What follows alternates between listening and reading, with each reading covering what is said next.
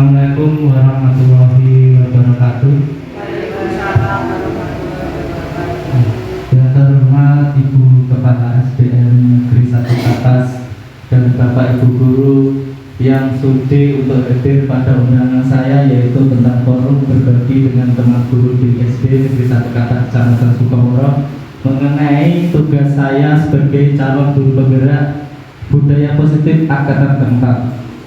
Sebelum saya mulai, kami mohon Ibu Kepala Sekolah memberikan motivasi buat kami para guru agar kami menjadi guru yang lebih dan bisa dibanggakan oleh anak-anak ketika anak-anak nanti kita ketemu mengajar dan mendapatkan ilmu dari materi yang saya dapat selama pendidikan ini dan bisa diterapkan di sekolah kita sehingga kita nanti juga tidak kalah dengan SD yang lain. Mungkin kesempatan pertama kami berikan kepada guru-guru maupun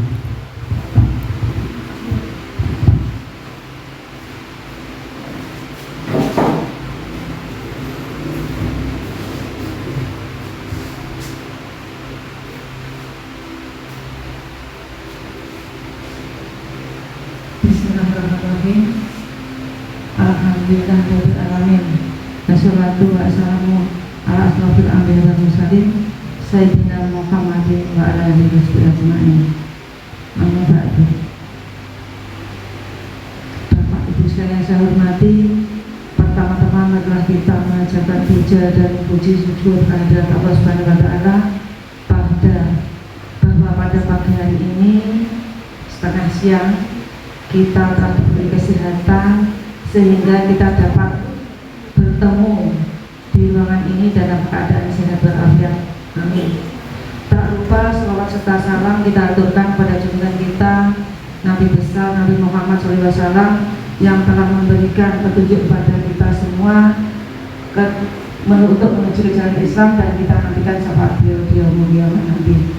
Bapak Ibu saya hormati, saya berharap di dalam pelaksanaan pemimbasan dari Bapak Wasis sebagai calon guru penggerak angkatan 4, saya mohon Bapak Ibu sekalian nanti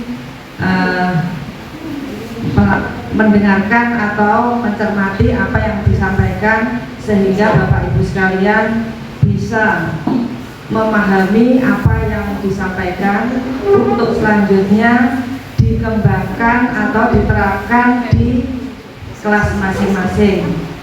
Kalau yang agama yang sesuai dengan guru agama, dalam hal olahraga mungkin juga yang sesuai bidangnya masing-masing. Saya mohon itu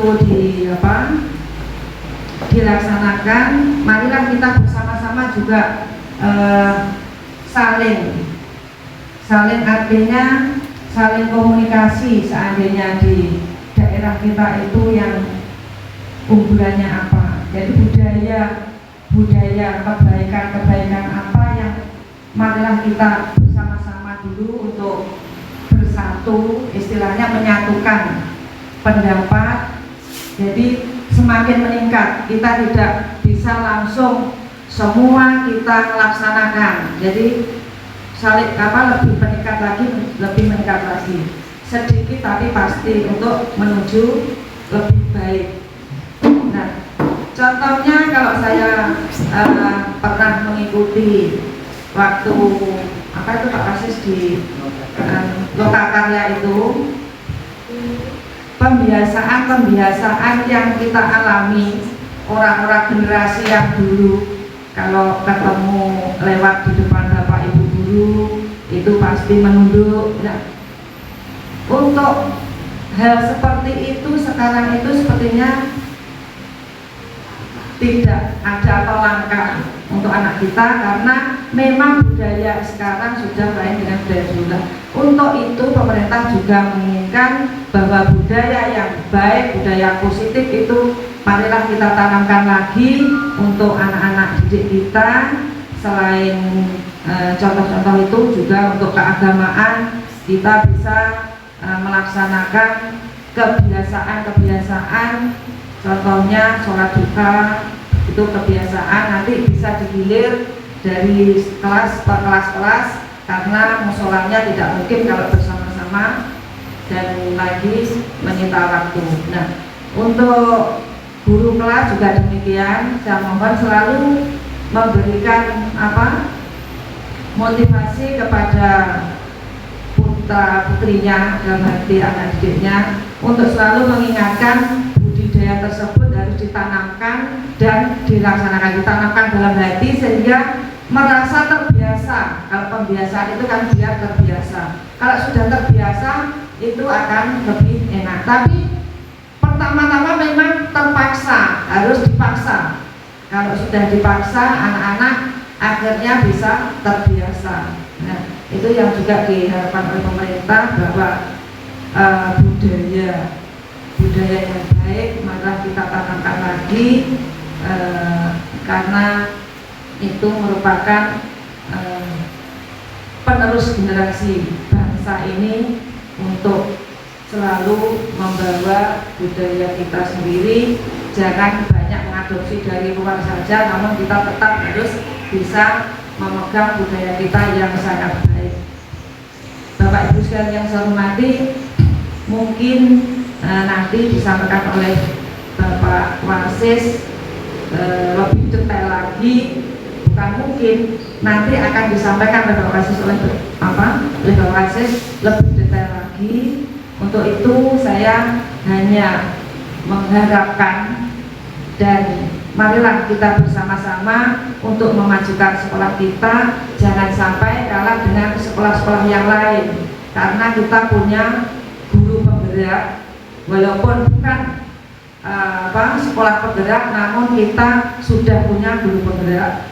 Untuk selanjutnya nanti apabila mungkin tahun ini belum ada, tahun depan ini mungkin sudah tahun 22 ya, mungkin tahun 22 ini nanti ada tes lagi untuk guru penggerak selanjutnya. Saya mohon yang masih ada kesempatan, dalam arti ada kesempatan karena usianya masih bisa mengikuti, itu saya mohon bisa ikut tes guru penggerak.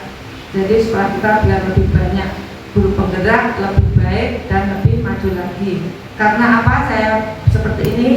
Karena waktu bersamaan dengan Pak Wasis ini, kita yang usianya sudah lebih ini, sudah mau pensiun maupun yang belum masih 10 tahun itu sudah tidak bisa mengikuti karena faktor usia.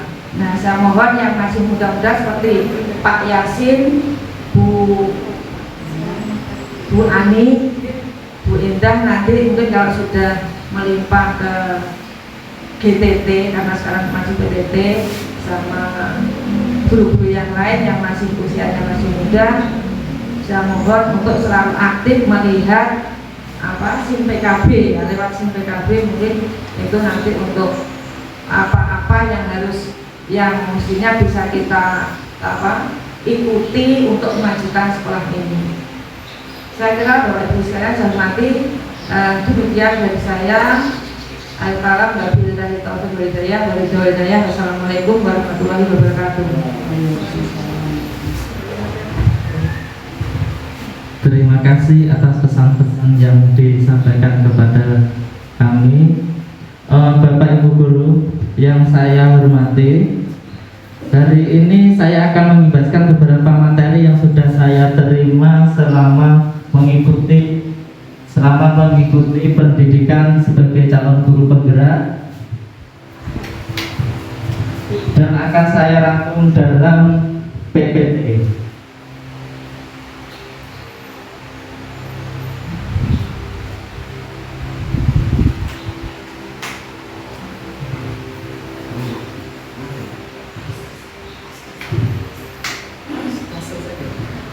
Bapak Ibu, ini saya tampilkan rangkuman materi saya selama mengikuti kurang lebih 3 bulan, dan saya rangkum untuk penyampaian hari ini penghibasan, yaitu difokuskan pada budaya positif. Nah, di sini saya akan menjelaskan sedikit tentang dari awal saya mendapatkan materi sebagai guru penggerak. Awalnya saya juga tidak paham sama sekali. Yang saya dengar adalah profil pelajar Pancasila, Merdeka Belajar sudah digencarkan dalam spanduk dan tujuan Pak Menteri kita. Nah, di sini saya akan jelaskan isi dari profil pelajar Pancasila. Yang pertama yaitu beriman dan bertakwa dan berakhlak mulia.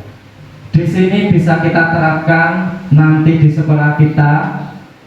Beriman ini hubungannya dengan ketakwaan kita, karena mayoritas atau seluruh peserta SD kita adalah beragama Islam. Bisa diterapkan hal-hal positif tentang hal keimanan dan ketakwaan. Di sini sudah biasanya dihandle oleh guru kita, guru PAI. Mungkin kita akan lebih menonjolkan lagi program apa ke depannya. Yang kedua yaitu siswa diajak mandiri. Selama ini kita mengajar bahwa siswa itu selalu kita perintah untuk belajar, untuk mengerjakan tugas, dikasih PR dan seterusnya. Nah, dalam profil pelajar Pancasila ini kita menginginkan bahwa siswa itu bermandiri, berarti sudah tahu tugasnya sendiri tanpa ada perintah dari Bapak Ibu guru. Ketika kita sudah seandainya kita izin atau ada halangan untuk hadir ke sekolah, anak-anak sudah paham tugas saya itu seperti apa, bisa mandiri. Bernalar kritis ini berarti anak-anak sekarang akan diajarkan didekatkan lebih lingkungan, berarti kita membuat pembelajaran yang lebih berkreasi dan anak dituntut untuk bernalar kritis. Yang ketiga berkebinekaan, yang keempat berkebinekaan global. Di sini karena kita sebagai lingkungan masyarakat yang berbagai macam sosial, kemampuan anak di kelas 5 ada Dani, biasanya ada yang kemarin kurang cacat ada dan seterusnya, itu kita ajarkan anak tidak membencinya. Ini disebut dengan kebinekaan global. Berarti kita harus sadarkan bahwa anak-anak kita itu terbagi menjadi beberapa. Mungkin karena ekonomi kita beda, kemampuan beda, berarti tidak harus mengucilkan anak yang kemampuannya kurang. Yang kelima yaitu bergotong royong. Kita di sini untuk guru penggerak, dan nanti setelah kita, karena saya sebagai guru penggerak, maka di sini kita ajarkan bergotong royong, kita terapkan bekerja bakti, membersihkan lingkungan dan seterusnya. Itu harus kita tanamkan mulai dari awal. Karena apa? Ketika nanti kita anak-anak sudah keluar dari sini, mungkin sifat-sifat itu yang harus kita tampakkan dari kecil. Karena untuk menimbulkan rasa tanggung jawab dan bergotong royong itu kalau tidak dari kecil, dari SD diajarkan, mungkin nanti kalau sudah SMP, SMA sifat itu akan hilang. Yang terakhir yaitu kreatif. Di sini anak-anak diajarkan sekreatif mungkin, karena di kurikulum kita itu banyak praktek-praktek sehingga anak akan bisa mempraktekkan apa yang dia dapat berdasarkan materi yang sudah disampaikan. Nah, berarti sampai ini tadi selama ini tentang profil pelajar Pancasila itu seperti itu Bapak Ibu. Berarti kita merujuk ke materi Ki Hajar Dewantara yang dulu sempat viral, sempat kita semasa saya sekolah itu sering mendengar kata ing ngarsa Sungtulodo, ing madya Manungkarsa, tuturi Handayani. Kita di guru penggerak, dan nantinya program itu kita akan mengadopsi kembali ke KHD Ki Hajar Dewantara. Berarti pembelajaran taman siswa itu mungkin kita akan terapkan di sini. Yang pertama ada budaya positif, yaitu budaya positif itu bisa kita tanamkan dari awal. Kalau kita tidak menanamkan dari awal, anak-anak tidak akan paham. Contohnya, ketika saya sebagai petani di rumah, ketika kita menanam padi, di sini saya berikan contoh, ketika kita menanam padi, dia tidak akan tumbuh selain padi, dia hanya keluar padi, tidak bisa menjadi jagung, menjadi kedelai. Anak itu juga seperti itu, karena anak sudah dikodratkan, ada punya dua kodrat, yaitu kodrat alam dan zaman. Alam itu berarti sudah ditakdirkan kalau anak ini kemampuannya sekian dan seterusnya, itu sudah ada garisnya.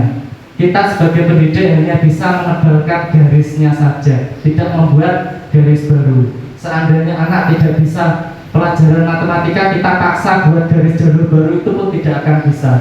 Yang bisa kita lakukan adalah menebalkan apa yang sudah anak punya. Nah, di sini ada gambaran dari Ki Hajar Dewantara bahwa dalam memperbaiki, ketika saya bertanam, kalau ingin menanam padi yang lebih banyak hasilnya, berarti bagaimana cara merawatnya, bagaimana kondisi kita. Berarti di sini jelaskan yang pertama yaitu tentang kondisi tanah. tanah ini kita gambarkan adalah lingkungan kita di SD Negeri 1 Kapas. Ketika kita sebagai pendidik sudah subur, kemampuannya sudah mumpuni, insya Allah anak-anak ini juga akan tumbuh lebih baik. Nah, kalau sudah lahannya bagus, berarti kita menuju untuk memeliharanya. Ketika sudah ditanami, padi itu seperti itu, sudah ditanam berarti kita harus merawatnya. Ketika dibiarkan saja, dia tumbuhnya juga tidak akan subur. Nah, di sini tugas kita yaitu sebagai pupuk, memberi air dan mengawasi terus dan menghilangkan jamur-jamurnya. Apa maksudnya ini? Berarti ketika anak sudah masuk, kita dipercayakan oleh wali murid ke sini, berarti tugas kita yaitu ini. Berarti memberi masukan, pupuk-pupuk dan seterusnya sehingga anak bisa sampai kita berhasil. Nah, terus berikutnya ini ada percakapan saya rangkum dari materi selama ini. Berarti ini tentang tugas siapa. Nah, di sini dijelaskan menurut kalian ada percakapan saya sebagai guru. Menurut kalian apa tugas utama saya sebagai guru? Mesti serentak anak-anak menjawab mengajar. Memang benar tugas kita yaitu mengajar. Nah, terus kedua, membuat murid belajar. Membuat murid belajar. Terus itu juga termasuk tugas kita. Terus ada percakapan guru menjawab begini. Apakah menurut kalian saya bisa membuat kalian belajar? Nah, katakanlah saya ingin suatu anak yang di sini ada Tuhan belajar sejarah kemerdekaan bangsa Indonesia. Bagaimana cara membuat dia mempelajarinya, padahal anak tersebut tidak menyukainya. Nah, berarti ada murid yang menjawab berarti tentang harus mengajar dengan menarik Bapak Ibu guru, berarti kita tampilkan sejarahnya dan seterusnya. Nah, apakah ketika itu sudah saya tampilkan berarti dia juga mau belajar? Belum tentu. Nah, dari sini ada anak juga menjawab diberi hadiah. Biasanya anak kalau diberi hadiah kan lebih suka. Nah, tapi itu juga tidak menjamin dia mau belajar. Terus berikutnya saya bisa memberi bonus nilai dan seterusnya, itu bisa memberi nilai skor, memanggil orang tua dan seterusnya, itu juga bisa dilaksanakan, tapi anak belum tentu bisa belajar. Berarti apa yang harus kita lakukan di sini? Apa yang bisa kita simpulkan dari percakapan? Nah, berarti bisakah kita membuat murid kita belajar? Bisa betul Bu? Bisa nggak? Bisa nggak kita membuat murid belajar? Harus bisa. Nah, di sini ada teori menjelaskan bahwa jawabannya adalah tidak bisa. Nah, ya kan? Kenapa? Karena sebagai guru kita hanya bisa berusaha agar murid kita mau belajar, tapi tidak bisa membuat belajar. Kita di sini hanya diberi waktu jam 7 sampai jam 12 untuk mengajar. Nah, namun keputusan untuk belajar itu masih beredar pada anak-anak. Ketika kita di sini wis ngotot memberikan ke satu, misal ada kayak seperti Dani dari sini ngotot diberi ajaran, diajari nulis dan seterusnya, ketika di rumah dia sudah lepas dan tidak mau belajar, kembali lagi itu kembali seperti Dani yang seperti awal lagi. Nah, berarti dari sini kita hanya bisa menuntunnya, karena tadi sudah disampaikan pada KHD, berarti bahwa kita hanya bisa menuntun anak untuk belajar, berarti menebali garis tadi. Nah, dari sini ada materi ilusi kontrol. Di sini kita sebagai guru hanya bisa mengontrol murid, berarti memantau ini belajar apa tidak, mengerjakan tugas atau tidak, itu hanya tugas kita. Terus kritik dan membuat orang merasa bersalah dapat menguatkan karakter siswa. Biasanya ketika anak-anak tidak mengerjakan PR, berarti kita harus memberi saran, kritik agar anak itu bisa merasa dirinya bersalah. Terus penguatan positif, efektif dan bermanfaat. Penguatan positif itu yang bagaimana? Ketika anak tidak mengerjakan PR, berarti nanti ada gimana? Bapak biasanya mengatakan gini, ketika kamu tidak mengerjakan tugas, apakah kesepakatan kita? Berarti nanti kita akan bahas tentang kesepakatan kata lain dari tata tertib. Berarti di sini tidak ada hukuman, nanti diperjelas lagi ke belakang. Berarti penguatan positif biar anak mau belajar. Bahwa orang dewasa hanya memiliki hak memaksa. Biasanya bapak ibu gurunya memberi tugas, anaknya di rumah itu tidak mengerjakan PR, orang tua itu memaksa. Dipaksa, ayo belajar, kerjakan tugasnya dan seterusnya. Itu kita sebagai orang dewasa. Ketika anak sendiri, saya malas untuk belajar, kan tidak bisa. Nah, berarti belajar itu timbul karena mulai dari hal yang positif dari anak-anak tersebut. Nah, berarti di sini ada ilustrasi bahwa segala sesuatu dalam hidup itu adalah pilihan. Ketika anak sudah harus memilih, kita harus memilih bagaimana, ingin apa, dan seterusnya, itu adalah pilihan. Nah, siapa yang membuat yang bisa memilih? Ya diri kita sendiri, anak sendiri. Kita sebagai pendidik hanya menuntunnya. Kita tidak bisa memaksa harus ini kudu pintar dan seterusnya. Nah, itu adalah pilihan. Nah, sama dengan halnya belajar. Belajar itu juga pilihan. Ketika anak kita, anak didik kita sudah pandai, itu berarti dia semangat belajar, itu sudah pilihan. Coba yang kurang. Berarti kalau yang kurang itu biasanya saya tanya kemarin, kenapa nggak mengerjakan, mesti alasannya bermain. Nah, karena itulah yang disebut dengan bahwa belajar itu adalah hidup itu adalah sebuah pilihan. Dari sini ada yang ditanyakan mungkin Bapak Bu Guru. Ya ada? Tidak ada, Bu? Oke. Katanya misalnya itu karena hidup adalah pilihan. Tapi ternyata misalnya pilihannya itu negatif. Ya seharusnya kan pilihannya baik, misalnya anak disuruh belajar membaca karena saya kan berbahasa dia tidak bisa membaca, terus sudah dilatih dan tidak bisa membaca, dia lebih baik bermain, istilahnya lebih baik nyapu daripada disuruh milih, disuruh mikir. Nah, itu apa yang harus kita lakukan? Hanya dia itu memilih yang negatif. Ya, seperti dia milih hukuman daripada mengerjakan tugasnya. Lalu apa yang harus kita lakukan? Apa yang dibiarkan saja? Gini Bu, karena dari awal anak itu sudah ada kodrat alam. Di sini maksudnya kodrat alam bagaimana? Berarti anak itu sudah ditakdirkan. Kalau sudah takdir, kita hanya bisa memupuk seperti tadi.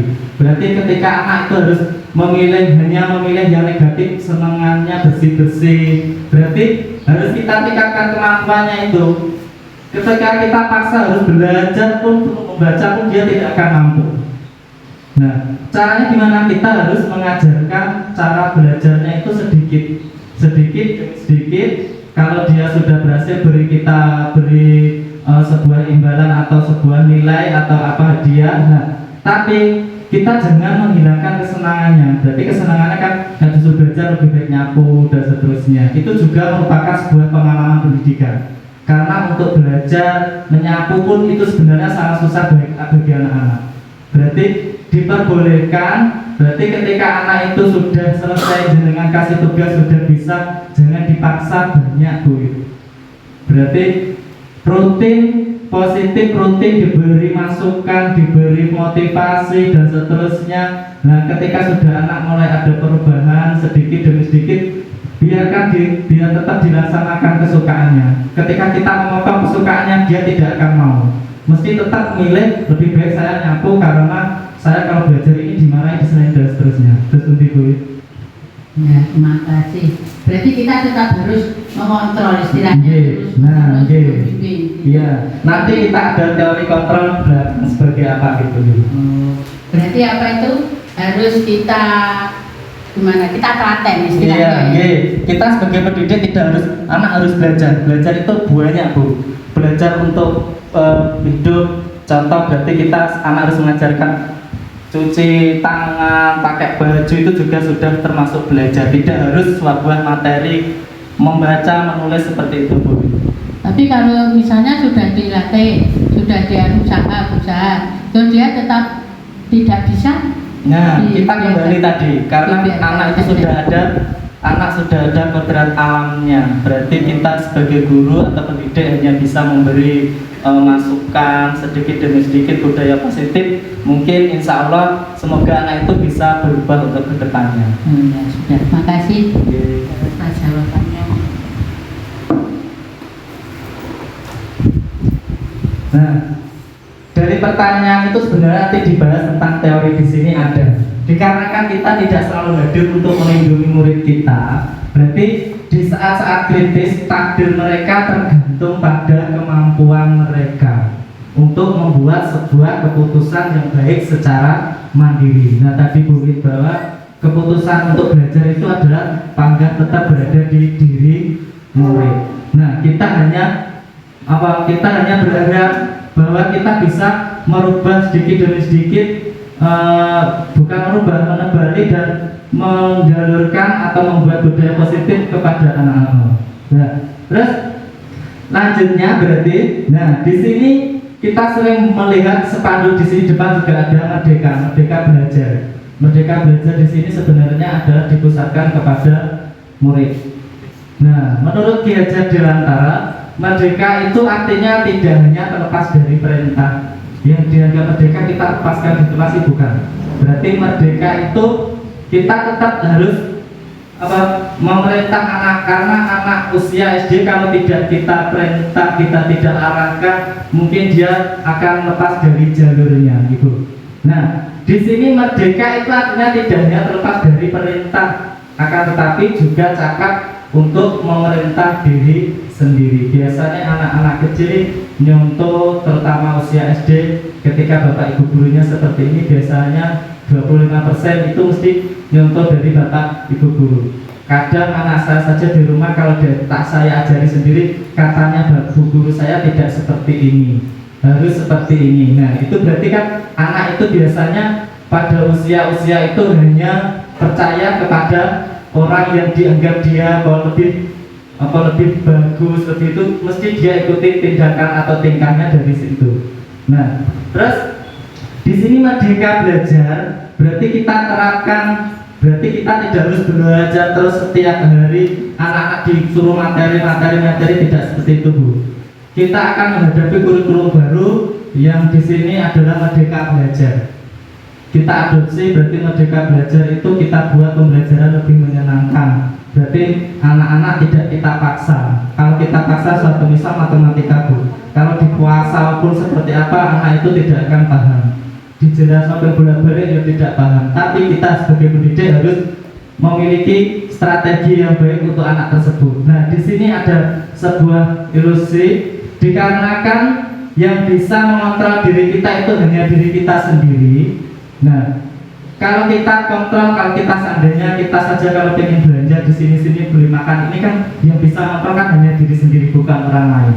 Nah, bagaimana cara kita bisa menuntun murid kita agar bisa memerintah atau mengontrol dirinya sendiri? Tadi budaya positif itu harus kita terapkan. Keputusan apa yang baik buat dirinya sendiri. Berarti intinya tadi kita sebagai pendidik hanya mengajarkan atau memberikan kontrol atau memberikan contoh-contoh kepada murid agar dia bisa mengontrol dirinya sendiri. Karena yang paling utama adalah kesadaran murid untuk belajar. Nah, berikutnya, nah ini kita mengubah paradigma. Di sini ada stimulus respon, ada teori kontrol atau pilihan. Nah, ketika kita mencoba mengubah orang agar berpandangan sama dengan kita, itu tidak akan bisa. Kita hanya berusaha memahami pandangan orang lain terhadap dunia kita. Berarti menurut kita itu baik, belum tentu baik untuk orang lain, seperti itu. Terus perilaku buruk itu dilihat sebagai suatu kesalahan. Nah, padahal semua perilaku memiliki tujuan. Kenapa kok anak-anak melakukan kesalahan perilaku buruk? Itu berarti ada tujuannya, yaitu untuk memenuhi kebutuhan dasarnya. Nanti kebutuhan dasarnya seperti apa? Nah, terus orang lain bisa mengontrol saya. Teori kontrolnya apa? Hanya ada yang bisa mengontrol diri Anda. Berarti hanya ada yang bisa mengontrol diri Anda, berarti kita sendiri yang bisa mengontrol. Terus saya bisa mengontrol orang lain, Anda tidak bisa mengontrol. Karena apa tadi? Ketika kita harus memaksa kamu harus belajar ini, kita tidak akan bisa 100% memaksa anak untuk belajar yang seperti kita hendaki, tapi kita hanya bisa mengontrol.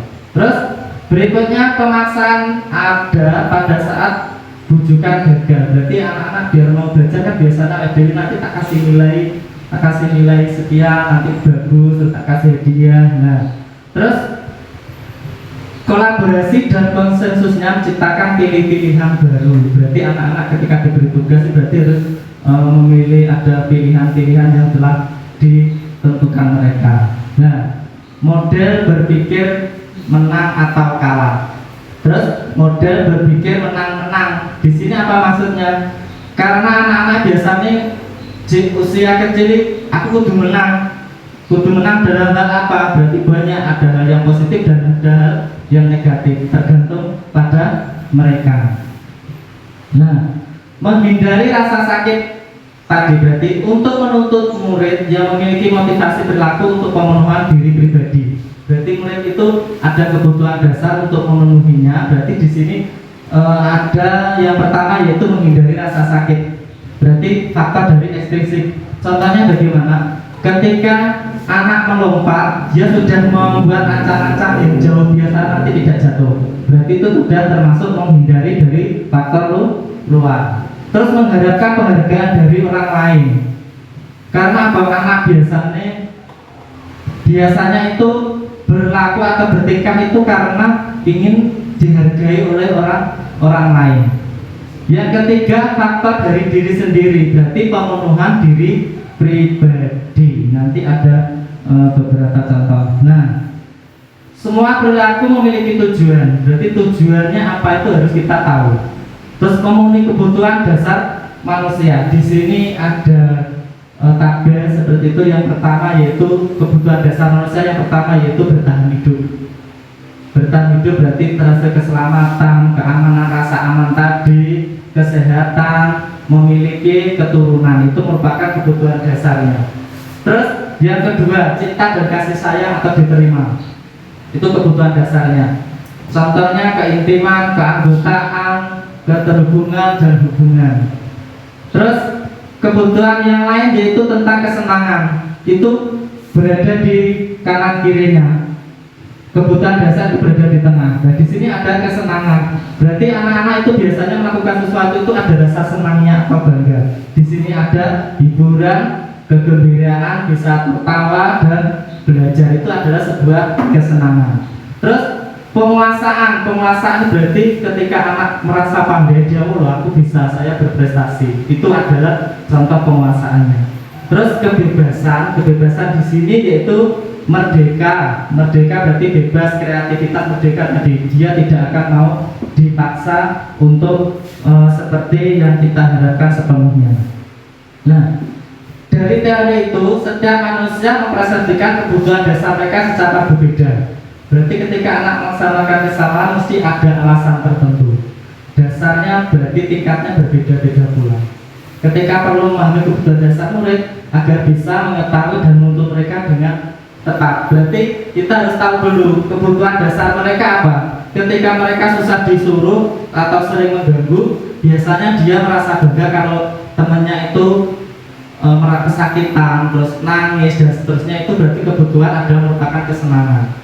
Ya, berarti anak itu ada memenuhi kebutuhannya. Terus ketika kita tidak memperhatikan, biasanya anak di ruangan itu mesti ganggu temannya yang lain. Ya, dia harus butuh perhatian. Nah, itu ada beberapa kebutuhan dasarnya. Nah, di sini ada temuan atau kebutuhan dasar kolom, ada beberapa banyak, nanti mungkin di lain kesempatan bisa saya berikan. Nah, di sini ada kolom 1, saya diskusi, saya sangat dekat dengan teman dan keluarga saya, itu ada isian untuk anak-anak. Ada 2 kolom. Terus berikutnya, ketika perlu menuntun murid untuk belajar memenuhi kebutuhan dasar dengan cara yang orang lain juga bisa memenuhi kebutuhan dasar mereka. Apa yang bisa kita lakukan untuk memenuhi kebutuhan tersebut? Nah, untuk memenuhi kebutuhan tersebut kita bisa lakukan seperti ini.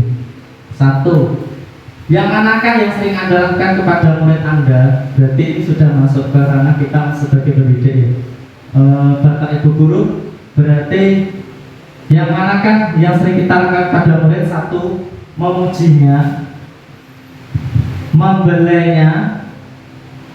membelainya, terus menjadi teman, atau berbicara manis, memberi hadiah, meminta baik-baik, menawar, terus bertanya.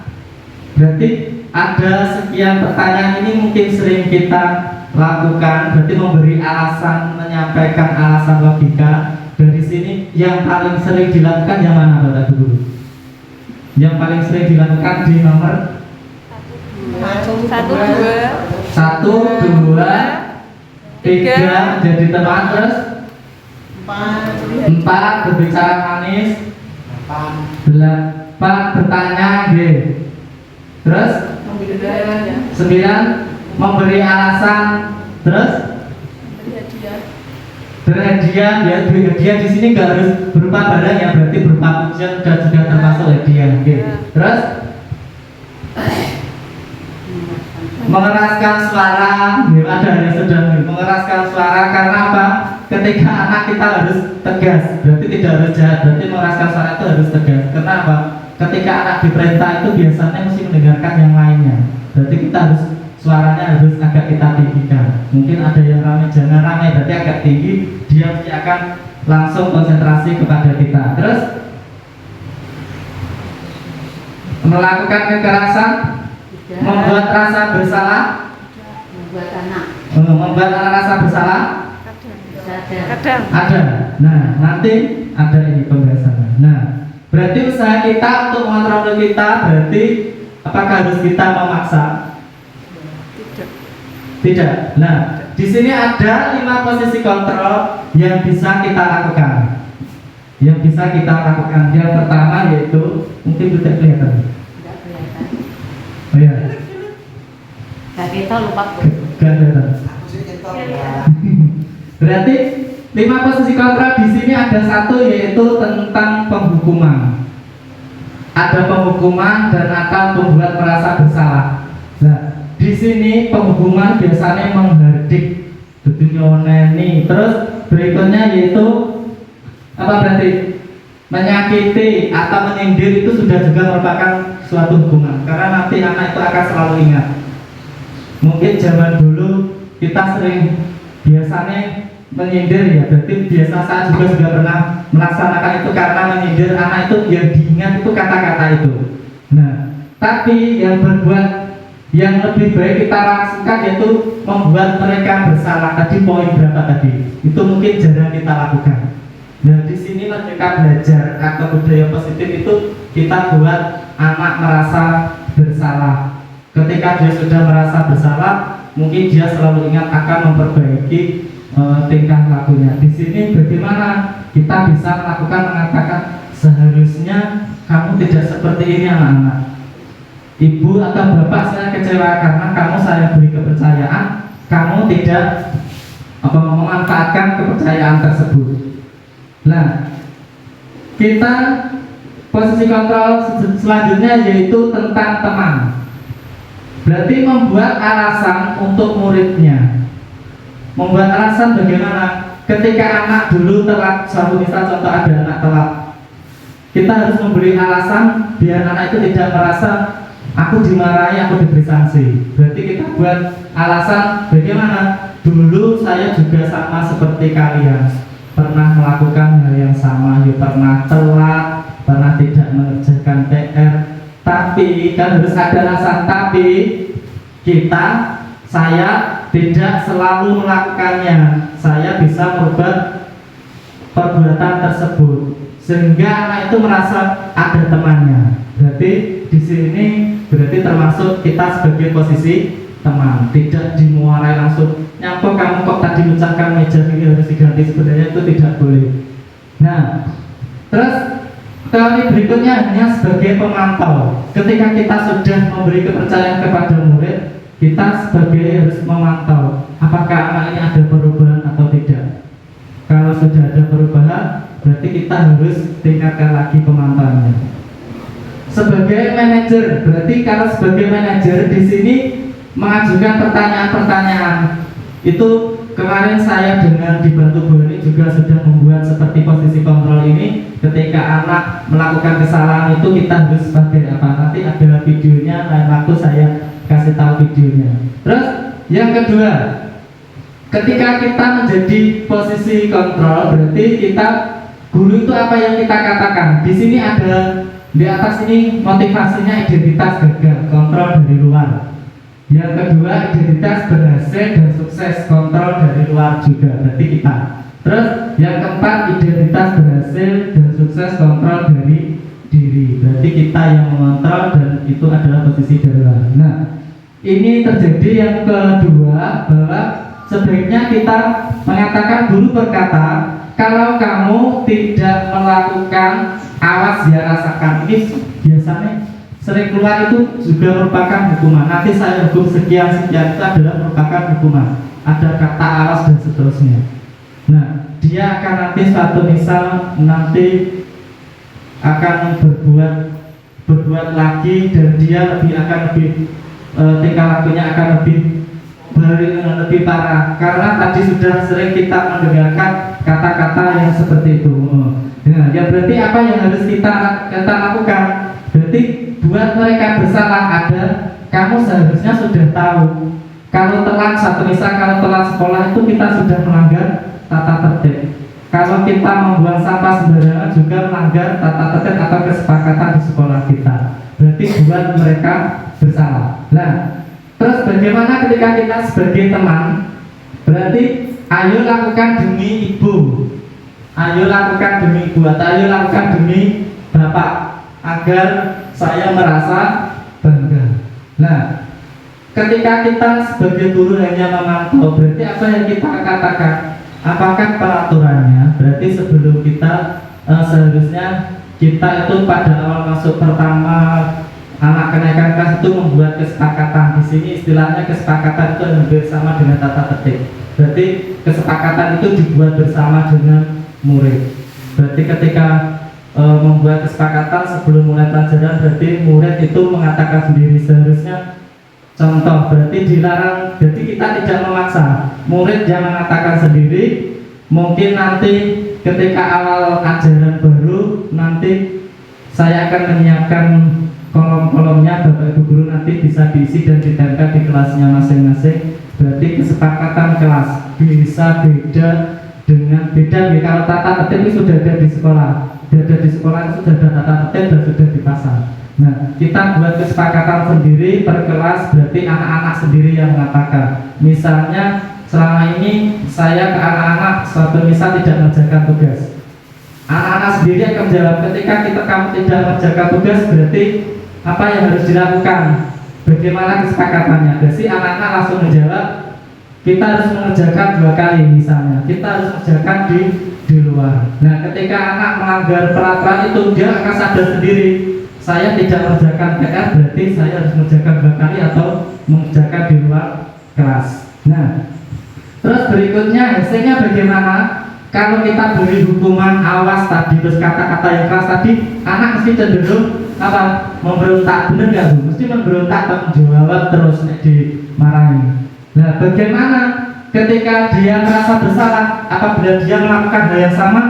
Mesti anak itu akan menjadi malu. Dia ada bapak ibu guru ini mesti diisi karena sudah merasa bersalah. Oh iya, aku tidak mengerjakan PR tadi, tidak masuk, tidak melaksanakan piket. Nah, terus berikutnya yaitu menjadi teman. Berarti akan ketergantungan terus akan menjadi teman. Berikutnya pemantau, menyesuaikan diri bila diawasi. Anak-anak mesti akan cenderung menyesuaikan diri apabila kita pantau. Kita memantaunya beberapa hari atau melakukan kesalahan hari ini. Berarti harus kita pantau beberapa hari apakah dia sudah ada perubahannya. Terus dari sini ada beberapa dampaknya.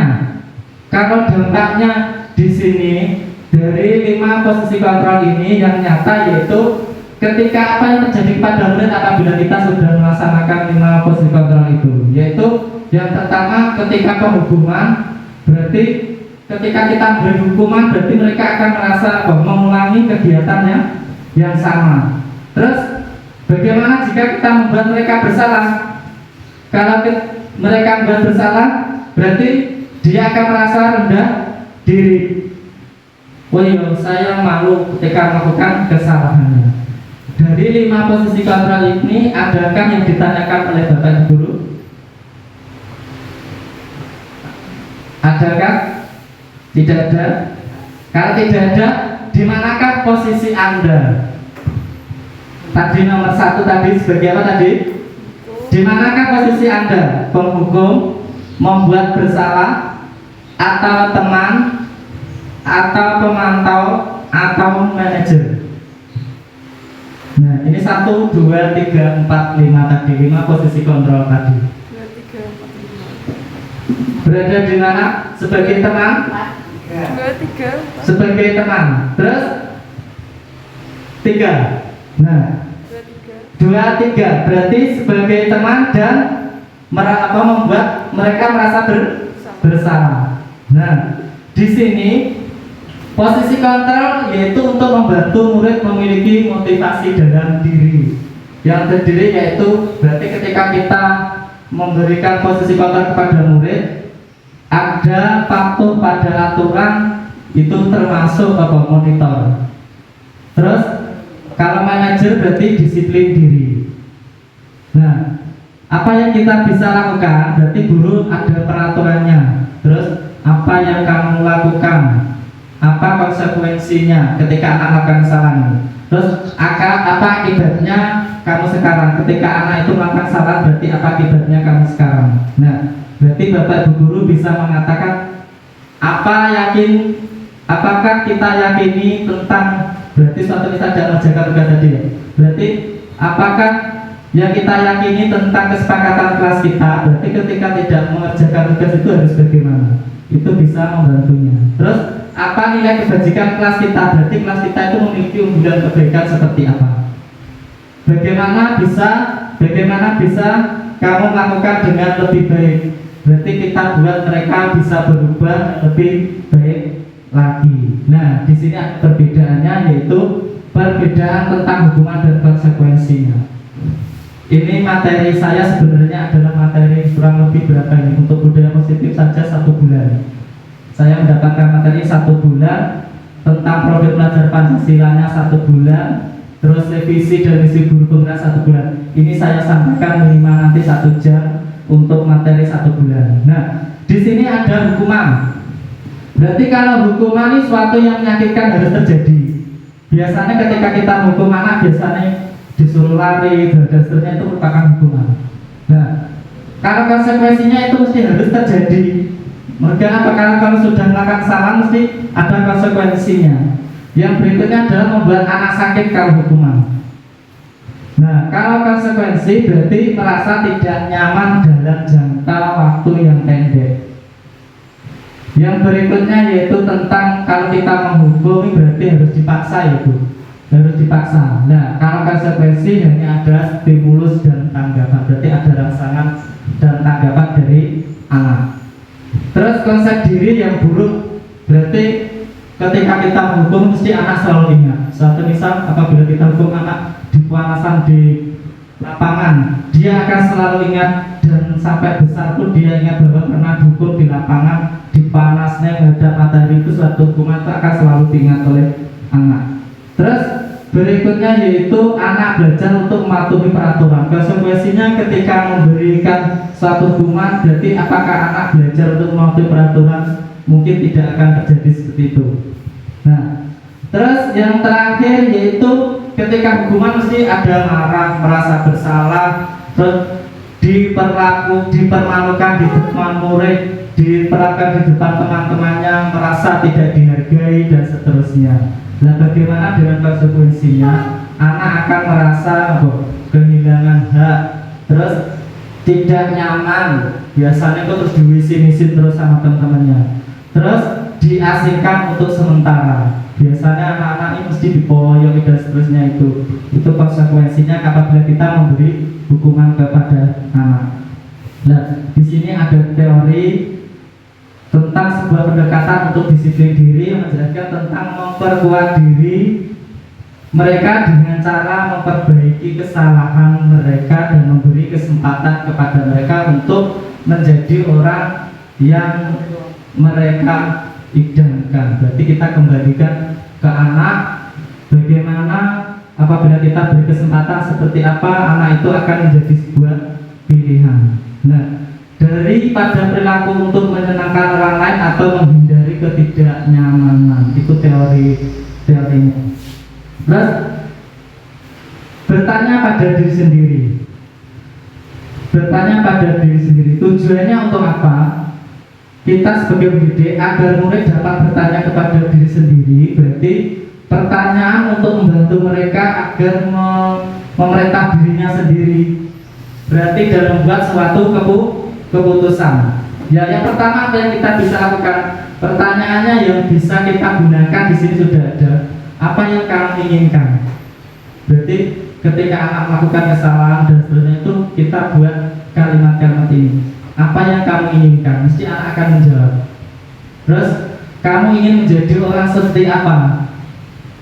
Kamu orang menjadi seperti apa nantinya?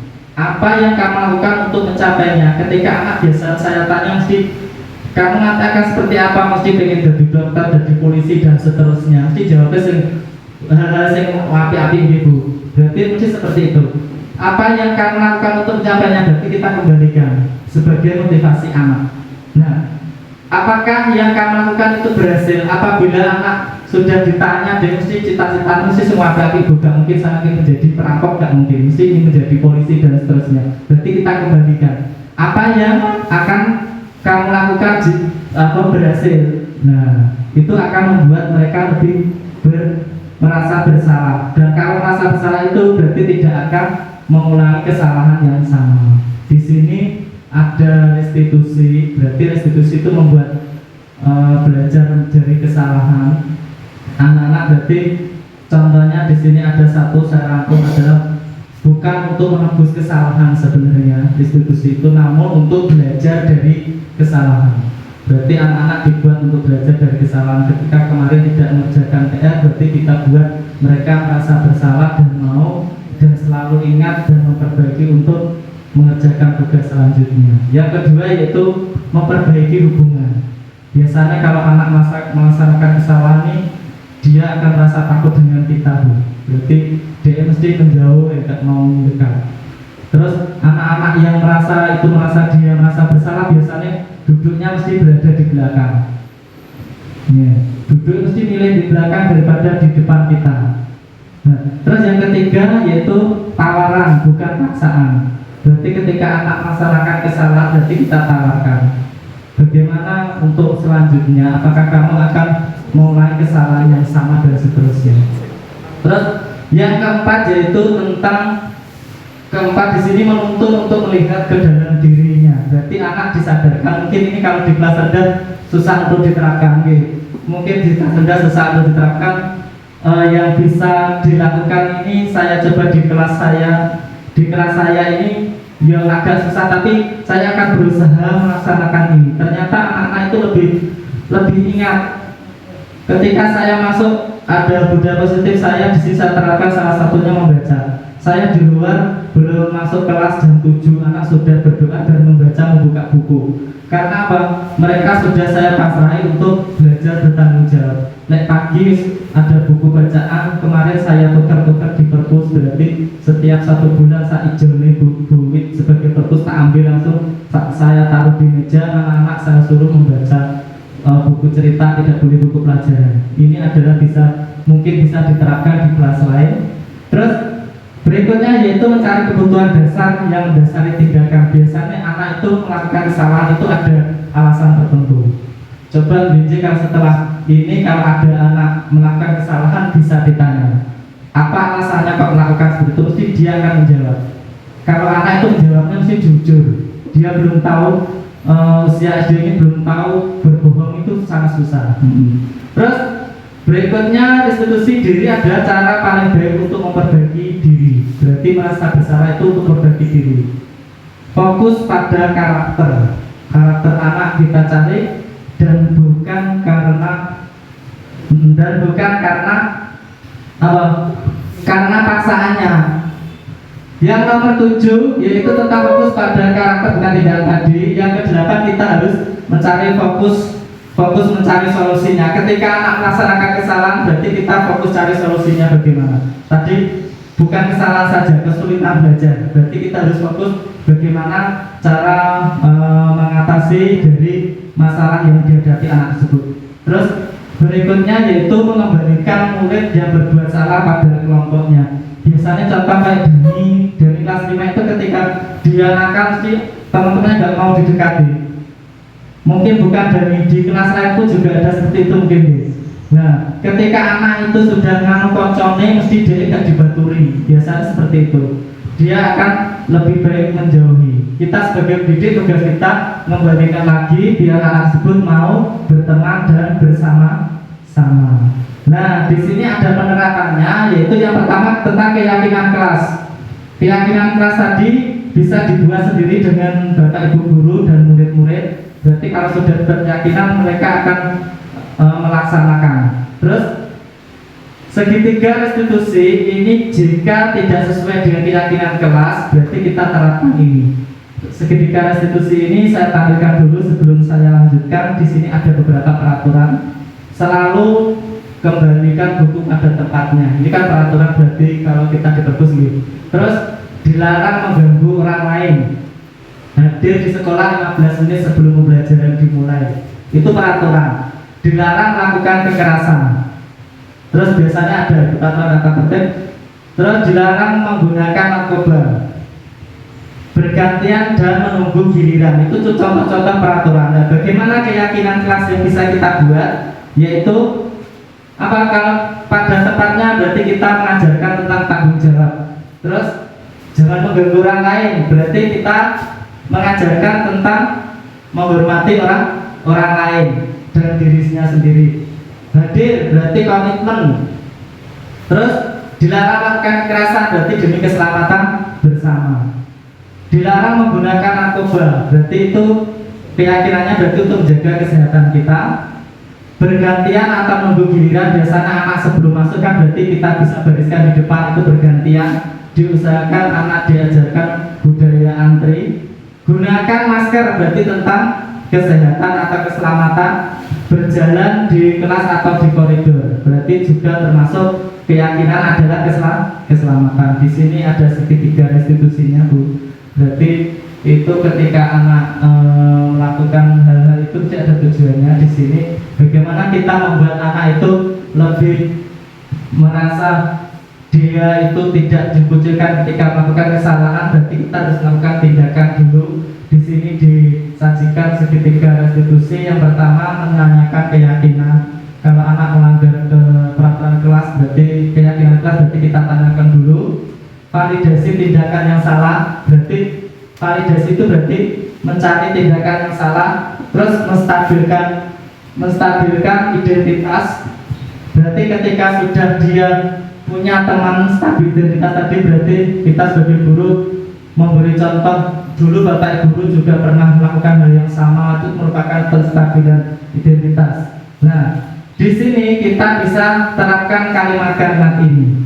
Nilai apa yang telah kita sepakati? Berarti sebelumnya, berarti biasanya kita bersepakatan itu pada awal atau setiap memulai pelajaran bisa.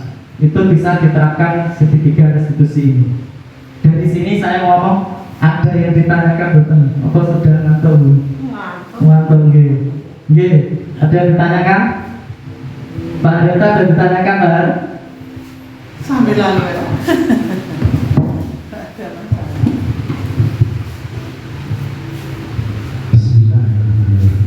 Assalamualaikum warahmatullahi wabarakatuh. Terima kasih waktu yang diberikan kepada saya.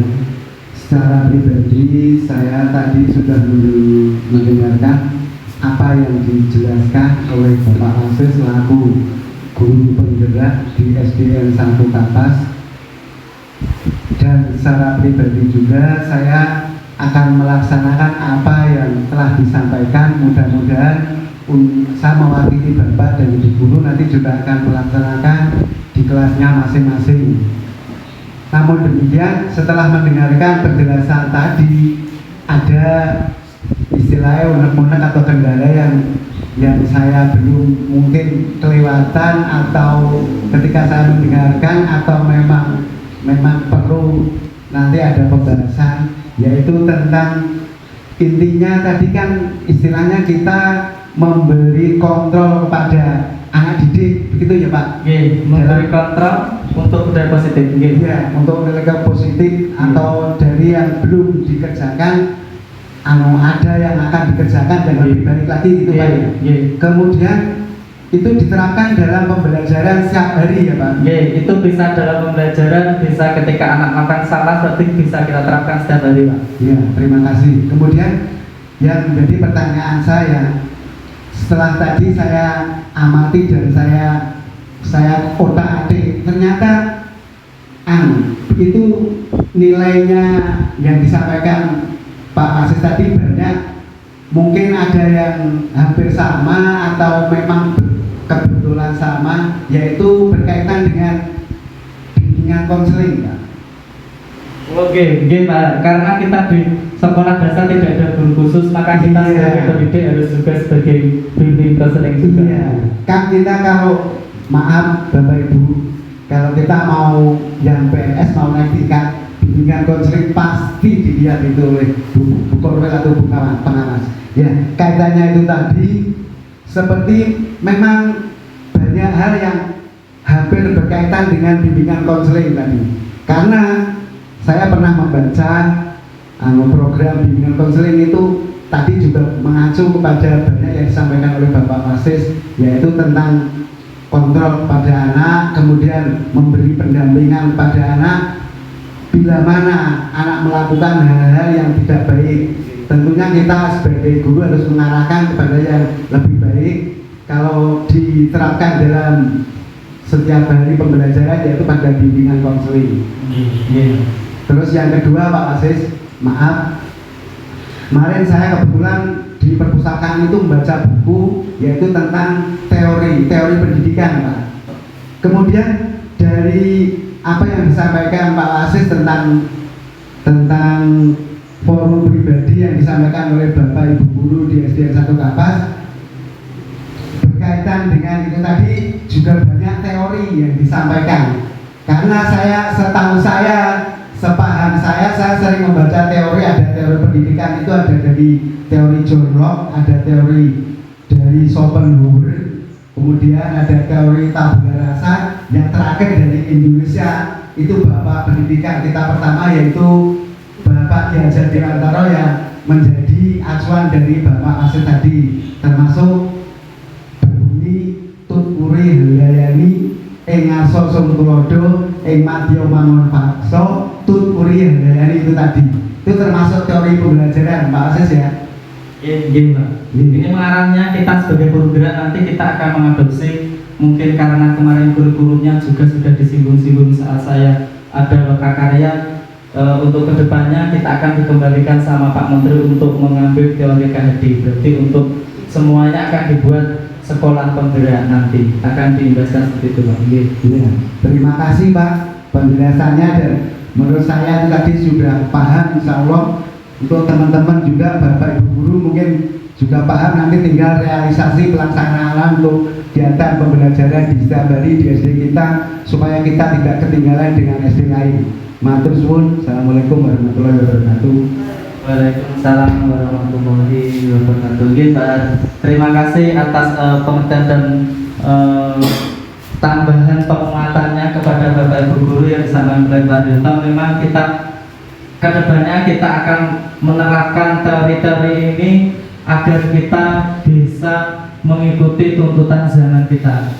Nah, di sini tadi sudah sampaikan ada kodrat alam dan kodrat zaman. Ketika kita mengajar dengan cara yang sama, anak sudah bisa menggunakan HP dan seterusnya, anak itu lebih suka mencari jawabannya lewat Google. Berarti itu tugas kita sebagai pendidik, bagaimana anak biar tidak ketergantungan kepada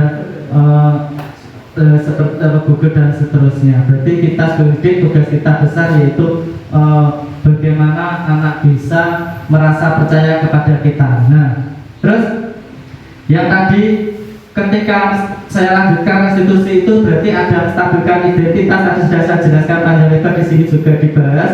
Nah, sebenarnya dari materi itu ketika kita melakukan suatu tindakan itu di sini ada teorinya Paul bahwa manusia itu, otak kita itu terbagi menjadi 3 sebenarnya. Yang pertama, otak manusia aktif. Otak manusia aktif yang bagaimana? Hanya dimiliki oleh manusia. Terus kemampuan berpikir logis kita berarti. Terus perencanaan dan pemecahan masalah itu punya manusia. Imajinasi untuk masa depan itu adalah yang aktif ada di kita. Yang berikutnya, yang kedua yaitu otak aktif. Ini tidak aktif. Bagaimana kok disebut otak aktif? Berarti ketika kita seperti hewan, berarti kita merasakan lapar, dia akan mencari makan. Dia hanya seperti itu. Terus melawan, kabur, diam, dan seterusnya itu suatu tindakan, itu termasuk masuk dalam otak aktif, Bu. Terus bertahan hidup, berarti melindungi diri dari ancaman, itu termasuk otak aktif. Berarti otak kita sebenarnya itu ada beberapa bagian. Yang ketiga yaitu otak mamalia. Nah, otak mamalia di sini yang dijelaskan yaitu tentang apa ini? Pusat emosi. Emosi kita, ketika emosi kita meningkat, berarti yang berfungsi adalah otak kita sebagai otak mamalia. Contoh ketakutan, terus kesepian, bosan, marah, itu sudah termasuk otak mamalia. Karena apa? Ketika kita marah tidak akan terkendali, seperti binatang itu juga seperti itu. Ketika dia merasa terganggu, berarti dia akan melawan. Kalau sudah muncul itu, berarti kita termasuk menggunakan otak mamalia. Tapi secara tidak sadar sebenarnya memang kita benar melakukan hal yang ini. Ya, berarti kalau kita menggunakan otak aktif terus, berarti kita akan selalu berpikir positif. Nah, di sini tadi sudah ada keyakinan, intervensi sudah. Nah, ini fokus pada apa yang bisa kita kontrol. Berarti lakukan, tidak usah kita suatu saat punya program terlalu tinggi tapi kita tidak bisa melaksanakan. Berarti kita hanya fokus saja pada kontrol. Kita kontrol dan apa yang kita lakukan berarti kita bisa lakukan. Nah, terus berikutnya ini saya tampilkan lagi dari belajarnya Kahdi tentang merdeka belajar. Di sini jelaskan merdeka itu tidak hanya terlepas dari perintah. Berarti anak-anak diberi kepercayaan. Nantinya mungkin kita harus menerapkan ini. Berarti untuk merdeka belajar tidak hanya terlepas dari perintah tapi Bu. Berarti biasanya kita pasarkan anak. Ini ketika kita pembelajarannya selalu menuntut, anak itu tidak akan lebih tidak suka. Sebenarnya kalau kita terapkan di buku kurikulum itu banyak kegiatan yang di luar kegiatan praktek. Itu sebenarnya yang lebih disukai anak-anak. Tapi itu kan juga membutuhkan dukungan dari orang tua. Terus teori berikutnya tidak selalu hadir untuk melindungi. Ketika kita sudah di sini mengajarkan sopan santun, budi pekerti, bercara bertata krama, tapi ketika di rumah kan kita tidak lepas. Nah, itu juga tetap mempengaruhi. Berarti lingkungan anak itu sangat berpengaruh. Yang terakhir yaitu menuntun murid dalam berlatih. Berarti kita hanya bisa mendidik, menuntun dan berlatih untuk memberikan keputusan yang baik. Nah, ini ada contoh budaya positif yang selama ini sudah saya lakukan. Insya Allah kita bisa kembangkan, atau Bapak Ibu Guru nanti saya beri waktu untuk memberi masukan budaya positif apa. Karena intinya nanti ketika kita didatangi Ibu Korwil pun juga ditanya unggulan di SD kamu nanti apa, budaya apa yang bisa diterapkan di lingkungan sekolah Anda. Di sini saya ada beberapa contoh. Yang pertama yaitu Jumat Berkah. Ini programnya sudah berlangsung 2 atau 3 kali. Anak-anak itu berbagi dengan lingkungan di sekitar sekolahan. Terus persiapan masuk dan menjadi pemimpin. Berarti anak-anak ketika kita masuk kelas, berarti suruh belajar dulu, baris dulu, terus salah satu memimpin. Itu juga melatih, ada termasuk budaya positif yang bisa kita terapkan. Karena apa? Ketika anak tidak diberi kesempatan untuk menjadi pemimpin, dia akan malu ke depan. Berarti bisa kita terapkan mulai dari kelas rendah ini. Berarti anak dipelajari menjadi seorang pemimpin. Terus literasi, di sini literasi 10 menit atau 15 menit. Ini mungkin di kelas rendah juga bisa diterapkan. Sebelum mulai pelajaran, biasanya kalau kita buat KTP mesti ada literasi, itu mesti ditulis. Karena secara tidak langsung anak-anak itu nanti di kelas 5 akan ada AKN, berarti literasi dan numerasi. Karena anak-anak jarang kita biasakan untuk membaca, terus nanti di kelas 5, di kelas atas dia akan tidak menutup kemungkinan karena anak itu lebih suka melihat video sebenarnya. daripada membaca. Ini adalah salah satu cara untuk mengatasi anak malas membaca. Terus ini budi pekerti tadi, berarti berdoa sebelum dan sesudah belajar. Terus bercuci tangan, banyak lagi hal positif yang bisa kita terapkan, dan nanti saya mohon masukannya untuk Bapak Ibu Guru dari SDN 1 Kapas. Budaya positif dan kita bisa nanti buat unggulan agar kita tidak kalah bersaing dengan SD yang lain. Berarti kita tonjolkan program kita apa, difokuskan, berarti kita laksanakan bersama-sama, dan nanti juga sudah bisa sebagai akun di SD kita. Nah, dari sini forum tanya jawab tadi sudah langsung sudah berlangsung tadi sambil pemberi materi. Yang saya tanyakan satu, Bapak Ibu Guru, apakah ada masukan budaya positif ke depannya bisa kita terapkan bersama-sama? Ada usul atau saran, Bapak Ibu Guru? Mumpung kita ketemu seperti ini kan jarang-jarang gitu. Ada usul atau saran budaya positif? Sebenarnya di SD kita itu sebenarnya peralatan semuanya itu sudah lengkap dibanding saya saja kalau sudah kumpul satu guru penggerak satu kabupaten itu sebenarnya sudah merasa bangga. Di SD ku sudah banyak peralatan, lingkungan yang sangat mendukung dan seterusnya. Kemarin dari ibu pengawas saya guru penggerak juga bilang SD-nya sangat mendukung, lingkungannya bersih dan seterusnya. Terus ada, saya bilangin ada alat-alat sebenarnya juga lengkap. Mungkin nanti kedepannya PR kita bagaimana kita memfungsikan secara maksimal. Mungkin ada masukan Bapak Guru budaya positif yang lain mungkin kita bisa terapkan bersama-sama. Ya? Setiap Jumat dalam 1 bulan sekali kita laksanakan ibadah bersama-sama. Oke, berarti mohon maaf Bu Dwi, berarti ada masukan dari Bu Wit bahwa setiap satu bulan sekali setiap hari Jumat kita laksanakan kerja bakti Jumat bersih. Berarti itu juga merupakan salah satu program positif karena apa? Anak-anak diajarkan untuk bergotong royong. Terus kemudian Bu setuju ya? Ya, disetujui Bu Wit, berarti kita akan laksanakan awal bulan atau akhir nanti kita buat program ini. Awal bulan, berarti mulai awal bulan setiap Jumat pertama kita melakukan kerja bakti di hari Jumat. Terus ada lagi Bapak Ibu Guru? Kalau tidak ada, mungkin materi saya sudah selesai di sini.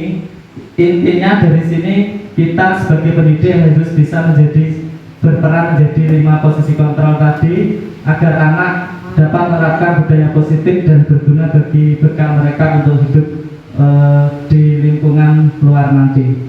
Ada tambahan dari Bu Dwi? Ya, ada monggo nggak apa-apa Bu.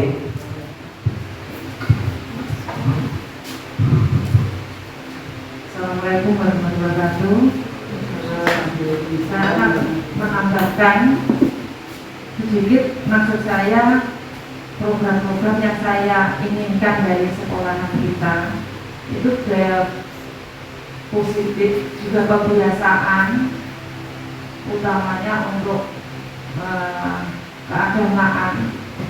Ini untuk PAI, Pak Guru PAI itu sholat duha dan mohon itu dibiasakan anak-anak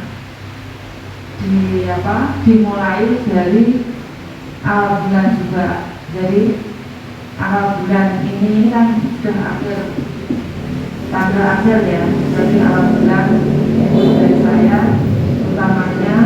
Terus untuk tiap-tiap kelas, maksudnya yang guru umum dan guru olahraga utamanya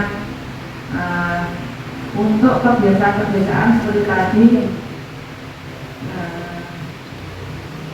waktu ada tamu lewat depannya itu bagaimana, jadi istilahnya tinggal itu bapak promo. Nah, juga satu lagi saya mohon masukannya harinya apa, itu untuk berbahasa Jawa, basa, belajar basa.